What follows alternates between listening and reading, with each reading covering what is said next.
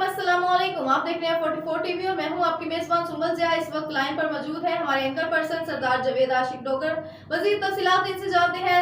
जी सरदार जावेद आशिक डोगर, तफसीलात से आगाह कीजिएगा। जी सुंबल, मैं इस वक्त मौजूद हूँ कसूर सिटी थिएटर में मौजूद हूँ। मेरे पास कुछ फनकार अदाकार मौजूद है, उनसे बात करते हैं इस हवाले से वो क्या कहना चाहती हैं। अस्सलाम वालेकुम। वालेकुम सलाम। मैडम, आपका नाम? ज़ारा भट्ट।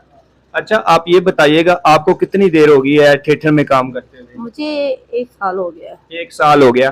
तो आप पहले क्या काम करते थे? पहले मैं घर का जो भी है मेन घर के काम करते थे? जी। अब मैं मजबूरी के लिए, कोई इंसान शौक से करता है, कोई मजबूरी के लिए कुछ। अच्छा, आप मजबूरी के लिए यहाँ जी थिएटर में काम कर रहे हैं? जी जी। तो किस किस थिएटर में आपने काम किया? मैंने जो गुजरात में किया है और फैसलाबाद मुनव्वरा में किया है और शिवपुरा में किया, विरसा में, और अभी इधर आई हूँ फर्स्ट टाइम। अच्छा, आप देखने वालों को ये बताइएगा, थिएटर में जब इंसान काम करता है तो कोई मुश्किलात तो पैदा होती होंगी? नहीं, वैसे जितनी देर तो मुझे हो गया इस फील्ड में आया, मैंने ऐसी कोई बात नहीं, घिनौनी हरकत नहीं देखी।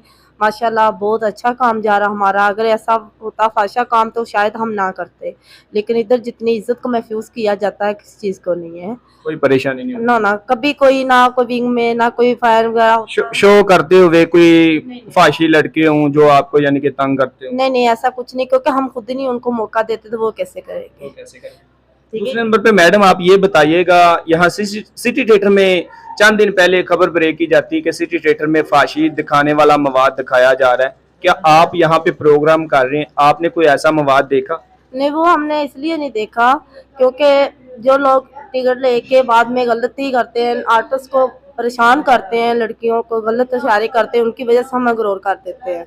हम उनको नहीं आने देते, जब हम कह देते हैं कि हमारी भी इज्जत ठीक है, काम एक अपनी जगह, लेकिन हम इधर बगैरती करने के लिए थोड़ी आते हैं। अपने मेहनत के लिए आते हैं, अपने बच्चों के लिए आते हैं, हक कमाने के लिए आते हैं। अगर गंदगी करना हो तो घर भी है।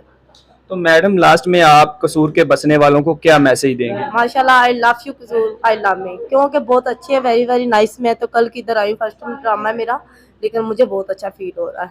मैडम, बेसिकली आप रहने के कहाँ वाले हैं, कहाँ से रहते हैं? मैं लाहौर। लाहौर से। दिल्ली के यहाँ पर आते हैं?